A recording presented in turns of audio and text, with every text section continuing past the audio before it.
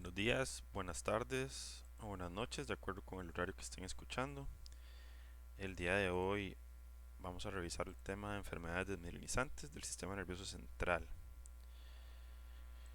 En relación con el contenido de la charla, vamos a ver un poco de mielina. Vamos a hablar de las principales enfermedades desmielinizantes inflamatorias del sistema nervioso central, que son la esclerosis múltiple, los desórdenes del espectro de la neuromielitis óptica, las enfermedades anti-MOC y lo que es la encefalomielitis aguda diseminada, el ADEM por sus siglas en inglés. En relación con la mielina, vamos a tener que su composición está principalmente por proteínas y por lípidos, y que de estos lípidos vamos a tener lo que son los galactoesfingolípidos, los fosfolípidos y el colesterol. Y dentro de las proteínas de la mielina tenemos la proteína básica de la mielina, la proteína proteolipídica, eh, entre otros, y también, por ejemplo, la proteína, la MOC. Entonces, en general, esa va a ser la composición propia de la mielina, lípidos y proteínas. Si uno se pone a pensar en relación con, em, uy, en relación con la mielinización dentro del sistema nervioso central y el sistema nervioso periférico, cosas importantes que deben notar es que en el sistema nervioso periférico los axones de las células o las neuronas van a estar mielinizados por las células de Schwann. ¿Okay? Y va a haber una célula de Schwann para cada, para cada, para cada parte del axón. Mientras que en el sistema nervioso central vamos a tener que un mismo oligodendrocito puede mielinizar múltiples axones. Otra cosa importante es que recuerden que vamos a tener la parte de los axones, que vamos a tener los nodos de Ranvier, donde aumenta el número de canales iónicos, como por ejemplo de sodio, y eso hace que tengamos una conducción saltatoria.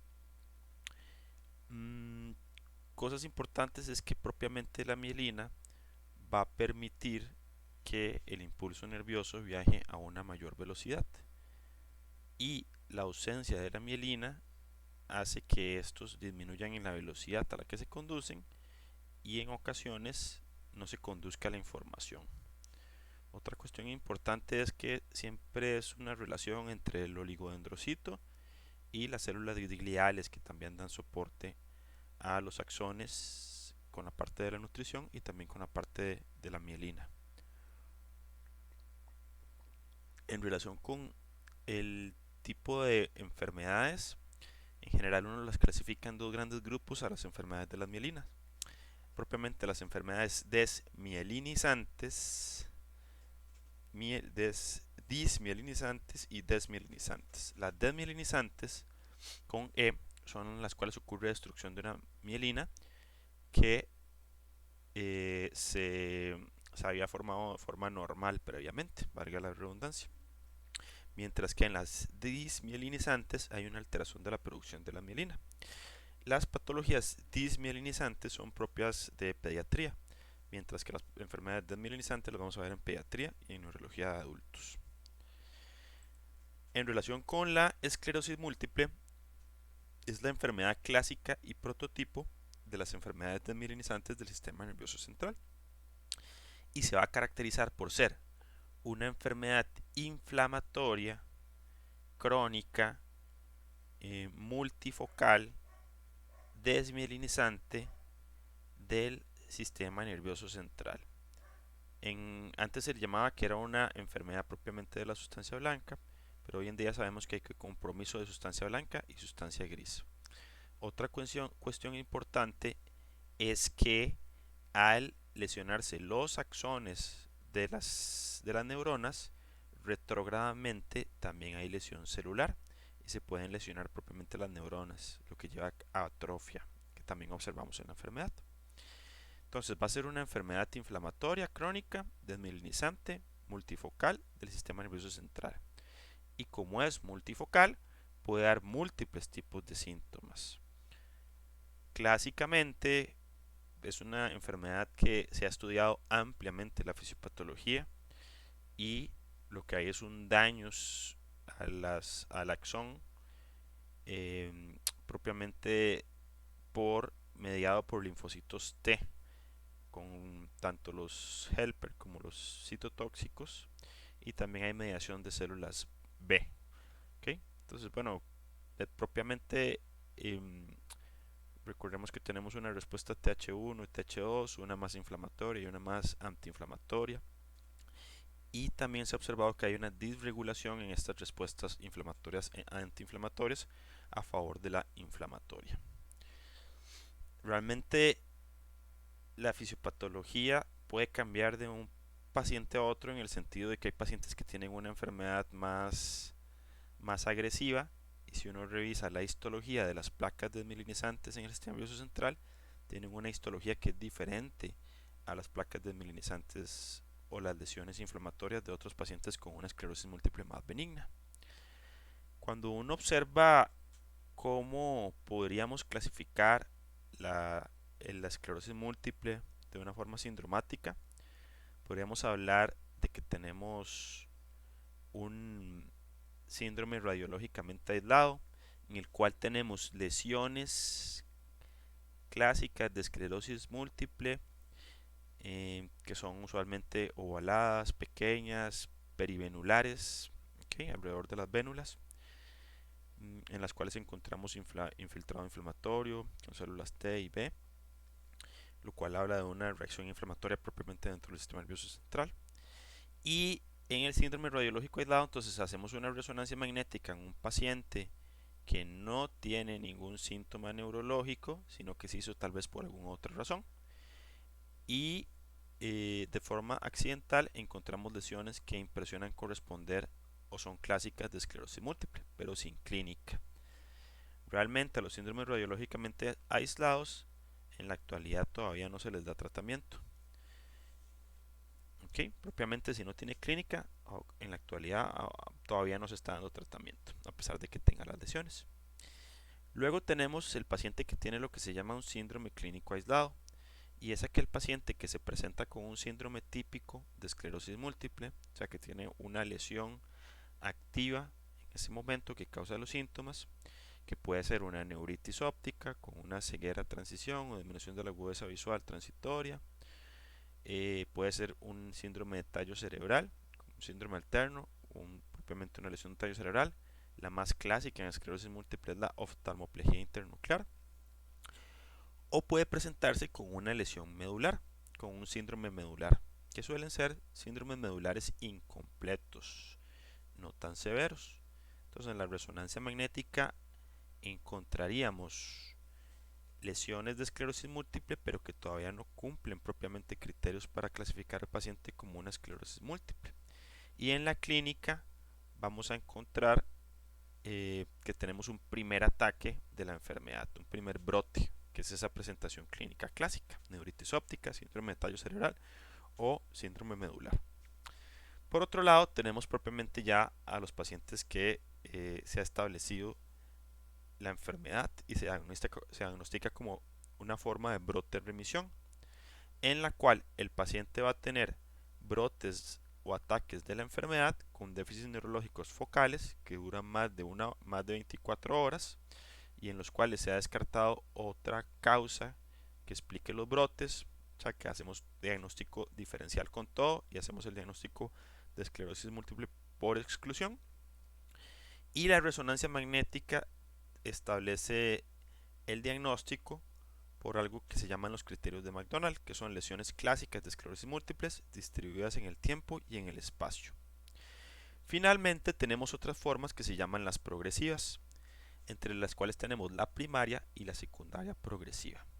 La primaria progresiva es una forma degenerativa que desde el inicio de la enfermedad el paciente tiene ataque de la enfermedad, no hay recuperación completa, y luego va a ir progresando poco a poco sin que presente brotes de enfermedad. ¿Ok? Aun cuando en la resonancia magnética puede ser que sí tenga lesiones activas. Clásicamente son pacientes con lesiones medulares y que va progresando el trastorno de la marcha. Usualmente tienen poca carga de lesiones a nivel de cerebro, tienen bandas oligoclonales positivas. Y en la secundaria progresiva es aquel paciente que tenía una forma brote-remisión, que aquí sí tengo que mencionar, los olvidé.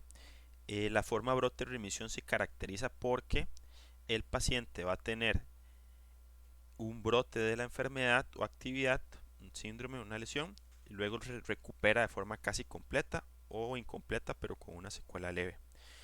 Y luego vuelve a presentar brotes en el tiempo, ¿okay? Durante la evolución de la enfermedad. En el caso de la secundaria progresiva, inició como brote de remisión, pero luego puede dejar de presentar brotes o seguir presentando brotes, pero se va acumulando la discapacidad funcional de nuestro paciente.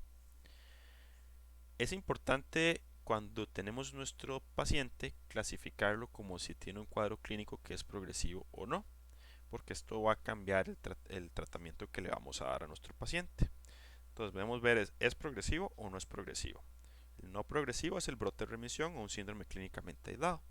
Y el progresivo puede ser primario progresivo, o sea, desde un inicio progresó, en un periodo de un año se discapacitó, una enfermedad medular, se fue discapacitando. Y luego debemos establecer si el cuadro se encuentra activo o no. Usualmente establecemos si el cuadro se encuentra activo o no por lesiones en la resonancia magnética que estén activas, que esto significa que capten gadolinio, medio de contraste, o que el paciente esté presentando brotes de la enfermedad que podemos documentar mediante resonancia magnética y mediante clínica. En relación con, con los pacientes que tienen una, una esclerosis múltiple, pues hay una fase inicial que es la fase donde hay mayor actividad inflamatoria, que es la fase de brote remisión, ¿ok? O recurrencia, brote remisión o recaída remisión, ¿verdad? Que sería la RR en inglés. Entonces, en este caso, lo que podemos tener es que en una primera fase, bueno, y pues ustedes pueden tener un paciente con un cuadro de síndrome clínicamente aislado que esté clínicamente activo o radiológicamente activo. Entonces puede ser que el paciente cumpla criterios de eh, esclerosis múltiple, brote remisión, y que en este caso, entonces en este caso tenemos pacientes que podrían corresponder a lesiones previas al, al síndrome radiológicamente aislado, que estén radiológicamente activos, que luego cumpla criterios imaginológicos de esclerosis múltiple y que progresen en el periodo de un año clínicamente, se vayan deteriorando y que se corresponderían a pacientes con esclerosis múltiple primaria progresiva. Luego tenemos pacientes que pueden ser Luego tenemos pacientes que tal vez tengan algunas lesiones en la resonancia magnética que posteriormente hacen actividad clínica y ya se podrían clasificar como un síndrome clínicamente aislado. Y ahí podría ser que el paciente ya cumpla criterios de radiológicamente activo, que tenga actividad en las imágenes, puede ser que esté clínicamente activo y lo podríamos llegar a clasificar en la evolución como una esclerosis múltiple remitente recurrente o RR.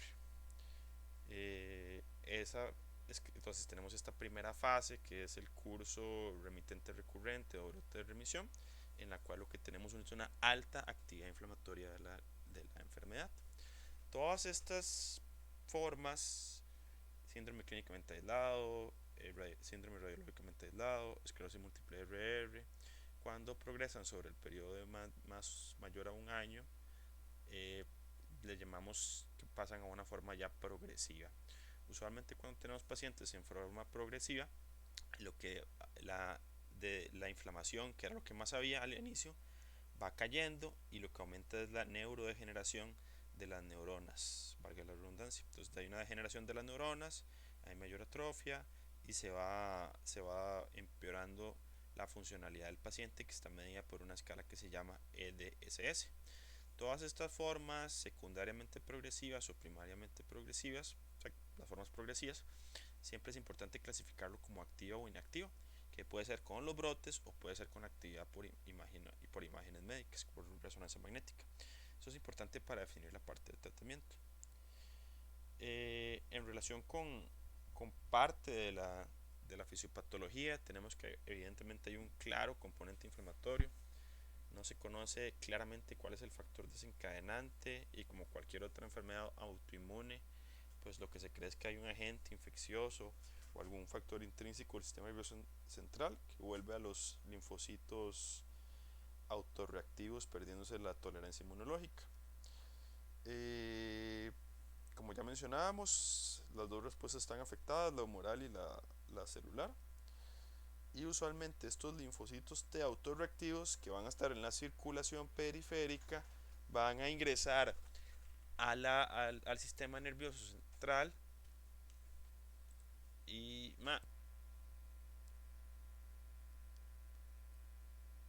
estos linfocitos T autorreactivos que están en la periferia van a ingresar al sistema nervioso central y van a generar un daño principalmente a nivel de lo que es la parte axonal y de la sustancia blanca.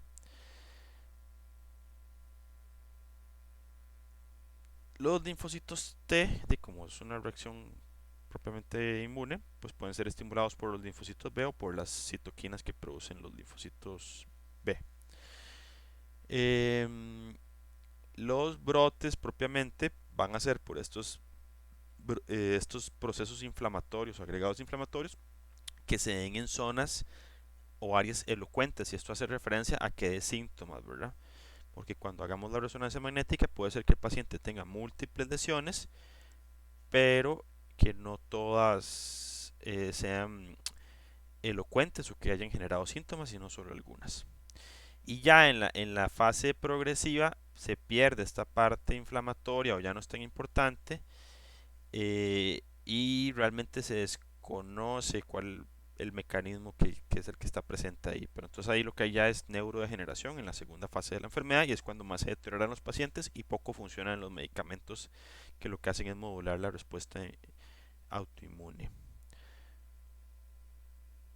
Entonces, en relación con la fisiopatología, pues como toda enfermedad autoinmune, se piensa que hay una predisposición genética en los pacientes y que va a haber factores ambientales.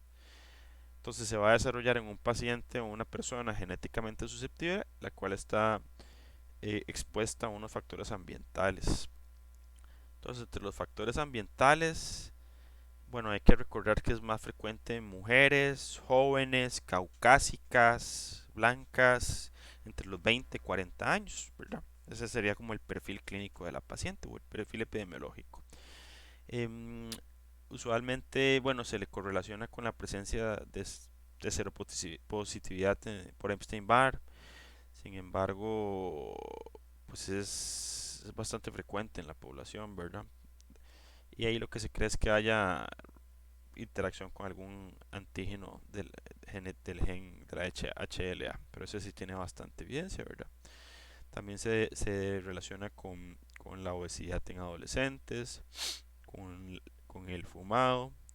Otros importantes es el déficit de vitamina B12, y por eso se cree que haya más prevalencia de esclerosis múltiple en regiones que están menos expuestas al sol, y que es más frecuente el déficit de vitamina D, que está acercándose a los polos, ¿verdad? En zonas templadas. También está relacionado con la baja exposición solar. Y otros son el trabajo de turnos, el antecedente de infección por mononucleosis, el tabaquismo pasivo, el tabaco oral, el café y el alcohol. Sin embargo, como vemos, Los primeros factores que están en la tabla son los que tienen un poco más de evidencia en comparación con los últimos. Y realmente no se ha establecido en algunos casos una relación clara de causa y efecto.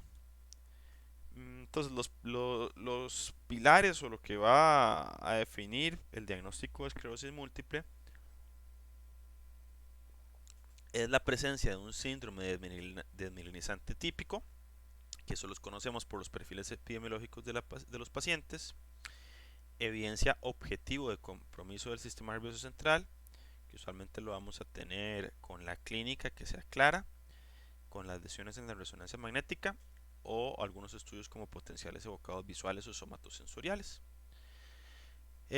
Así como lo que se llaman las bandas oligoclonales, que son inmunoglobulinas, usualmente G, que aumentan de forma que indica un pico oligoclonal al valorar las proteínas, las inmunoglobulinas que hay dentro del líquido cefalorraquídeo y en la sangre. Entonces, usualmente las bandas oligoclonales pueden ser de cuatro tipos: tipo 1, tipo 2, tipo 3, tipo 4. El tipo 1 es ausencia de bandas oligoclonales en sangre y en líquido cefalorraquídeo. El tipo 2 es aumento o presencia de bandas oligoclonales en líquido cefalorraquídeo, pero ausencia en sangre. El tipo 3 es que hay presencia en sangre y en líquido cefalorraquídeo, pero más en mayor proporción en sangre que en líquido, digo, en líquido que en sangre. Y las 4 es que hay presencia en líquido y en sangre, pero más en sangre que en líquido. Y hay que también demostrar la diseminación en espacio y la diseminación en tiempo. Entonces hay que ver lesiones nuevas y lesiones viejas, y también que estén en lugares clásicos, que son intracorticales, yuxtacorticales, periventriculares, infratentoriales, ¿ok? Que son los lugares clásicos de lesiones de esclerosis múltiple. Y recordar que es un diagnóstico de exclusión, que no haya otra mejor explicación que explique el cuadro, como puede ser un lupus, un SAF, déficit de vitamina B12, infartos cerebrales, etcétera. En relación con los síndromes típicos, entonces los clásicos son la neuritis óptica, ¿verdad? Con una disminución de la agudeza visual o pérdida de la visión. Un síndrome supratentorial focal, puede ser debilidad, con paresia, puede ser hipoestesias, entre otros. Un síndrome de tallo cerebral focal, puede ser un síndrome alterno, ¿okay? Puede ser afectación de los núcleos del trigémino, con una neuralgia del trigémino, por usualmente afectación de la salida de las raíces. Pues, y la más clásica, eso sí, es la oftalmoplejía internuclear. Síndromes cerebelosos con dismetría, disdiadococinesia, tremor de acción o intención y una mielopatía incompleta. Esos son los síndromes típicos de esclerosis múltiple. En relación con los síndromes de tallo cerebral, vamos a tener que lo típico para esclerosis múltiple es la oftalmoparesia internuclear. Puede haber paresia del sexto par, síntomas multifocales como pérdida de la sensibilidad en la cara, vértigo, pérdida de la audición. Usualmente vamos a tener una resonancia magnética y ahí puede ser que tengamos normal, que tengamos una patología que evidentemente no es esclerosis múltiple, o una resonancia magnética anormal con claras lesiones de esclerosis múltiple que cumpla criterios o que tenga alto riesgo de esclerosis múltiple. Y de acuerdo con eso podemos diagnosticar ya la esclerosis múltiple o clasificarlo como un síndrome clínicamente aislado. Lo que serían síndromes de tallo cerebral atípico correspondería, por ejemplo, que sean de un inicio agudo, que sea un territorio vascular, por ejemplo, como un síndrome lateral vulvar, pacientes que tengan más de 50 años, neuralgia del trigémino aislada, eh, una fluctuación ocular o vulvar, de debilidad ocular o vulvar, entre otras, y que no remita o que tenga fiebre y meningismo que lo orienta a usted a pensar en otras cosas. Entonces usted debería considerar otros diagnósticos, ¿verdad? Como isquemia, hemorragia, lesiones infiltrativas, otras lesiones inflamatorias como sarcoidosis o lupus. tóxico, nutricional y neuromusculares como miastenia gravis. Entonces ahí lo que uno realiza son estudios de resonancia magnética, líquidos subarquídeos, neurofisiológicos, serológicos, buscando esas otras causas que no sean esclerosis múltiple. En relación con las lesiones medulares típicas de esclerosis múltiple, usualmente va a tener una evolución que es de horas a días, es una mielitis incompleta, eso significa que usualmente no hay paraplegia bilateral o tan severa como una mielitis completa, hay déficit sensitivo que afecta usualmente también la parte propioceptiva, con síndrome del ermite, en el cual flexiona el cuello y tiene una sensación de descarga eléctrica a lo largo del dorso. Puede ser que haya afectación puramente sensitiva, puede ser que tenga un síndrome medular tipo bronce quad y va a tener una remisión espontánea. Y nuevamente uno pide resonancia magnética siempre de cerebro y médula espinal para ver lesiones en cerebro y médula espinal. Lo atípico, o nuevamente, que sea hiperagudo, que sea completa y severa, que tenga un franco nivel sensitivo, que tenga dolor radicular, que tenga una reflexia severa, que no remita. Y hay que buscar otras causas de mielopatía, ¿verdad? Compresión medular, nuevamente isquemia, inflamación por otras enfermedades, infecciones, tóxicos y nutricionales como déficit de vitamina B12, malformación arteriovenosa, etc. Y bueno, volvemos a solicitar igual estudios que nos descarten todas estas enfermedades. En relación con la evidencia objetiva, vamos a tener el examen clínico, el examen neurológico, que tenga déficits neurológicos objetivos, hipoestesia, debilidad con espasticidad, dismetría, disdiodococinesia, oftalmoparesia, un fondo de ojo con atrofia óptica, desaturación de los rojos, etc. Un signo de Babinski, por ejemplo, que nos hablan de franca afectación del sistema nervioso central. Y la paraclínica, pues tenemos obviamente la resonancia magnética, que es la más importante, potenciales evocados visuales o somatosensoriales, la tomografía ocular computarizada para ver la densidad o el volumen de ese nervio óptico, bandas oligoclonales, que era lo que les mencionaba. En relación con la resonancia magnética, entonces vamos a realizar siempre una resonancia magnética con medio de contraste. Va a haber imágenes que tienen medio y otras que no tienen medio. Siempre se hacen las dos secuencias para poder comparar. Y vamos a hacer secuencia T1, T2 y secuencia flare, ¿verdad? Axial, sagital y coronal del flare T2 y T1 con gadolinio. Entonces, lo que queremos para diagnosticar propiamente esclerosis múltiple es que nuestro paciente tenga por lo menos más de 2 ataques clínicos, ¿ok? Que ahí nos habla de dos brotes en los cuales se afecte claramente partes diferentes del sistema nervioso central, ¿ok? Y eso no requeriría ningún otro hallazgo para tener propiamente el diagnóstico. Lo otro es que el paciente tenga em, lesiones digamos, los ataques clínicos más de dos y que tenga objetivamente más de dos evidencias clínicas de dos lesiones, ¿verdad? Lo otro es que usted tenga solo un ataque, más de 2 ataques clínicos, una objetivización de las lesiones, pero que usted logre objetivizar una de las lesiones, por ejemplo, la neuritis óptica con unos potenciales evocados, y que usted le busque en la resonancia magnética más lesiones que expliquen los ataques clínicos. O lo otro es que usted tenga un solo ataque clínico, o sea, un solo brote, que tenga en el examen clínico varios déficits neurológicos o signos clínicos que a usted le hablen de que hay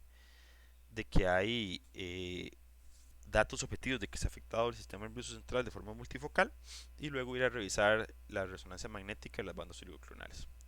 Entonces, básicamente lo que uno busca en esclerosis múltiple es la diseminación en el espacio, por lo menos más de 2 lugares del espacio afectados, del encéfalo y la médula, aquí más de dos lugares y eh, que usted puede objetivizarlo de forma clínica, que haya tenido dos afectaciones y por el examen neurológico, y luego en la resonancia magnética también que usted lo puede confirmar con la presencia de lesiones típicas de esclerosis múltiple en más de dos lugares.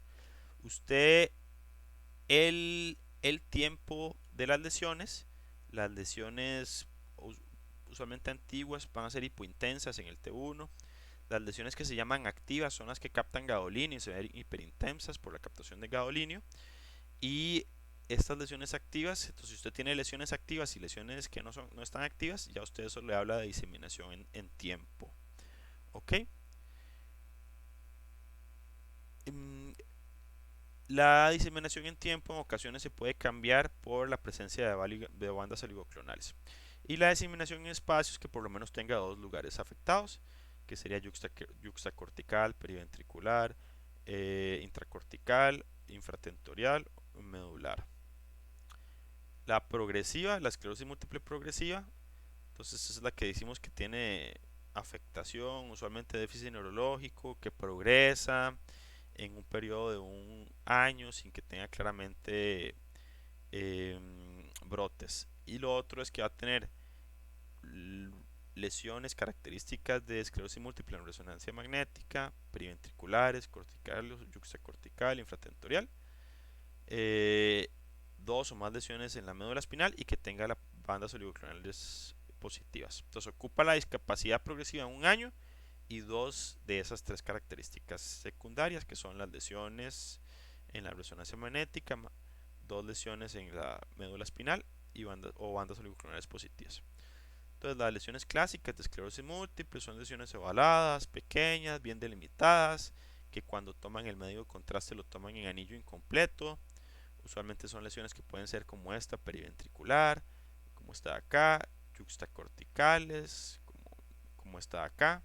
Usualmente están en las fibras en U, de forma subcortical. ¿Okay? Y estas lesiones que están a lo largo del cuerpo calloso, en ocasiones se les llama dedos de Dawson.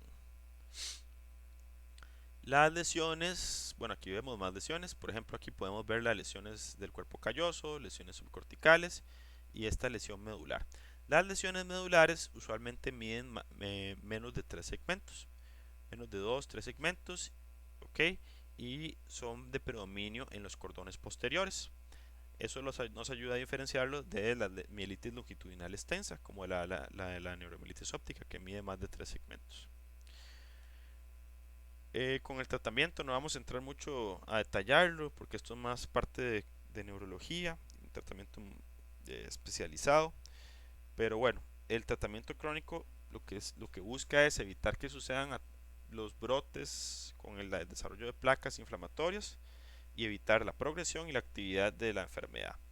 Y durante las recaídas lo que tratamos son las recaídas, usualmente con esteroides, con solumedrol o metilprednisolona. Entonces tenemos recaídas propiamente en el cual demostramos un déficit neurológico focal que dura más de 24 horas en ausencia de fiebre o infección. Y tenemos las pseudo recaídas en las cuales hay un proceso metabólico, infeccioso o fiebre que empeora síntomas que el paciente ya traía. El tratamiento de las recaídas puede ser con metilprednisolona o inmunoglobulina en las dosis que están ahí anotadas. En general, los tratamientos podemos dividirlos como orales, ¿okay? O parenterales, y realmente tenemos una múltiple cantidad de tratamientos moduladores de la enfermedad. Estos medicamentos modulares de la enfermedad van a haber medicamentos que son de una eficacia más baja y medicamentos de alta eficacia. Sin embargo, aquí lo que hay que valorar es el riesgo.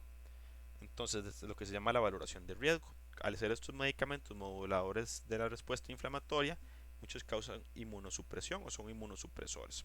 Entonces, en ese contexto, hay pacientes que podrían tener infecciones, en algunos casos raros, desarrollo de cáncer, ¿okay? Edema macular, entre otras cosas. Si van a ser pacientes que van a estar inmunosupresos, es más susceptibles a infecciones, ¿okay? Virales, entre otras, o infección por la presencia del virus JC, que se reactiva en el cerebro. Es un virus que usualmente es el virus de John Cunningham, ¿verdad? JC. Y usualmente está presente en el cerebro, pero no causa sintomatología. Sin embargo, en pacientes inmunosupresos como el VIH o pacientes que consumen medicamentos que los inmunosuprimen, puede reactivarse y causar síntomas. Entonces vamos a tener una gran cantidad de medicamentos, ¿verdad? Estos medicamentos son propiamente del manejo del neurólogo. Y básicamente las estrategias de tratamiento, hay estrategia que es iniciar con medicamentos de alta eficacia, eh, y de acuerdo a cómo se comporte el paciente, puede ser que si lo iniciamos con la alta eficacia y luego el paciente puede ser que vaya a ocupar en la mayoría de los casos medicamento modulador de la enfermedad con esa misma con esa misma medicamento de alta eficacia, o inicialmente darle tratamiento de alta eficacia y luego pasarlo a una terapia de una eficacia media para el mantenimiento, y en el caso de que la enfermedad ya progrese a la parte progresiva, pues en algunos casos y ya no tenga actividad de la enfermedad, descontinuar el tratamiento. Porque recordemos que en el principio de la enfermedad va a ser activa, más activa que en la parte más tardía de la enfermedad. Hoy en día sí hay tratamiento para la parte progresiva de la enfermedad. La otra manera, en los pacientes que tienen una actividad más baja o que son menos severos de la enfermedad, es ir escalando la terapia. Entonces lo que uno hace es iniciar con medicamentos de una eficacia más baja, pero que tienen menos riesgo de efectos adversos, y luego, según el desarrollo de brotes o lesiones activas en la resonancia magnética, ir escalando la terapia. Entonces, ya para terminar, vamos a mencionar un poco de lo que es los desórdenes del espectro de la neuromielitis óptica. La neuromielitis óptica principalmente va a estar mediada por anticuerpos anticoapurinas 4, que va a estar presente en el podocito del astrocito, y la enfermedad puede ser cero positiva o cero negativa. Entonces recordemos que el astrocito va a tener en toda la parte periventricular y alrededor de lo que es la parte, perdón, de la barrera hematoencefálica, los podocitos o los pies del astrocito, que están en contacto con esta parte de la barrera hematoencefálica y que tiene canales de agua, que son las acuaporinas 4. Entonces lo que se ha observado es que se desarrollan anticuerpos contra esta proteína y es lo que desencadena la enfermedad. Y estos pueden ser medidos por las serologías. Entonces los hallazgos clínicos clásicos son el de neuritis óptica, que usualmente es más severo que, más severo que, que el de la esclerosis múltiple. Usualmente es bilateral, se recuperan de una forma mala. Pueden tener mielitis completa, severa, que el paciente quede parapléjico con pobre recuperación. Pueden tener el síndrome del área postrema con vómitos incoercibles. Pueden ser pacientes que se presenten encefalopáticos, como si fuera una encefalomielitis. Puede tener síndromes hipotalámicos, con insomnio, ataques de sueño, como narcolepsia, entre otros. ¿Okay? Igual que la esclerosis múltiple, es una enfermedad multifocal. En relación con las lesiones, aquí tenemos por ejemplo lesiones de el hipotálamo, aquí lesiones difusas cercanas al hipotálamo y tálamo. Tenemos lesiones, esta lesión aquí en C, que es una lesión del área postrema, que da la parte esta del síndrome del área postrema con vómitos incoercibles. Tenemos las lesiones del nervio óptico, que usualmente son bilaterales y severas. Y tenemos las lesiones longitudinal extensa, una mielitis longitudinal extensa. Entonces vemos en la imagen A, B y C. Es una lesión aquí cervical extensa, tiene 1, 2, 3, 4, 5, 6, 7, 8 segmentos medulares. Más de 3 segmentos medulares ya es extensa. Y aquí tenemos otra lesión torácica extensa. Aquí tenemos nuevamente la imagen del área postrema, que daría los vómitos incoercibles. En relación con la, con la neuromielitis óptica, los criterios diagnósticos están presentes en la diapositiva, pero usualmente entonces vamos a tener el paciente que tenga la clínica característica de neuromielitis óptica, con lesiones características de neuromielitis óptica, usualmente más en regiones periventriculares, lesiones más nubosas, difusas, no también definidas como las de esclerosis múltiple, lesiones sea una mielitis longitudinal extensa, una neuritis óptica bilateral, y nos ayuda mucho la presencia de los anticuerpos antiacuoprina 4. Nuevamente, los síndromes clásicos de neuromielitis óptica. Entonces es frecuente el área del síndrome del área postrema con hipo incontenible, inexplicable, náuseas y vómitos incoercibles, entre otros. ¿Okay? Y es un poco más difícil cuando el paciente tiene antiacuoprina 4 negativo, ¿verdad? El tratamiento agudo es igual al de la esclerosis múltiple, entonces con esteroides o inmunoglobulina. Y hay que considerar de forma temprana el uso de rituximab. Aquí es importante que si uno trata pacientes con neuromielitis óptica con tratamiento de esclerosis múltiple como interferones, puede empeorar la enfermedad. Entonces siempre hay que hacer el diagnóstico diferencial. Y el crónico es con inmunomoduladores, como los que están en la diapositiva. Luego tenemos otra entidad que se llama la enfermedad anti-MOC, que sería la proteína glial, la proteína oligodendrocítica glial de la mielina. Perdón, la glicoproteína oligodendrocítica de la mielina. Entonces, en este caso, vamos a tener la presencia de los anticuerpos contra la glicoproteína de la mielina en oligodendrocitos y tiene un comportamiento de evolución que es diferente a la NMO y a la esclerosis múltiple. Entonces, en general, estos pacientes que son los anti-MOC, puede ser que se afecten niños. Las manifestaciones clínicas pueden ser de neuritis óptica, encefalomielitis aguda diseminada, en la cual tenemos datos de encefalopatía, mielitis longitudinal extensa, lesiones difusas del encéfalo, de sustancia blanca y sustancia gris, como núcleos de la base. Tiene un curso que puede ser monofásico o remitente. Usualmente la afectación es severa a moderada y la recuperación es buena en estos casos. El marcador es la proteína MOC, ¿verdad? El MOC. La resonancia magnética puede ser como el de un ADEM, entonces con lesiones difusas, extensas en sustancia blanca y sustancia gris. Usualmente la lesión del nervio óptico es bilateral, como la de la NMO, y las lesiones espinales también son extensas. El tratamiento agudo de las tres enfermedades es igual. Entonces, bueno, en este cuadro resume las características clínicas, epidemiológicas, diagnósticas de esclerosis múltiple, enfermedad por antiacuoprina 4, neuromielitis óptica y enfermedad por anti-MOC. Entonces, este cuadro, revísenlo bien porque esto les ayuda a hacer el diagnóstico diferencial. Y finalmente, nada más una mención, la encefalomielitis aguda diseminada. Este va a ser un proceso encefalítico, mielítico o encefalomielítico. Usualmente es monofásico. En los pacientes pediátricos usualmente está precedido por un cuadro febril, una vacuna o una infección que usualmente es viral. Y lo que vamos a tener es múltiples focos de desmielinización en el encéfalo y médula. Los pacientes pediátricos tienen una alta tasa de secuela, pero tienen una respuesta satisfactoria en adultos al tratamiento. Y es importante siempre realizarle anticuerpos antiacuoprina 4 y anti-MOC, porque podría ser parte del diagnóstico diferencial. Y como recordamos, una de las presentaciones de la enfermedad por anti-MOC es presentarse como una encefalomielitis aguda diseminada. ¿Okay? Esta es una enfermedad más de población pediátrica, pero también vemos casos en adultos.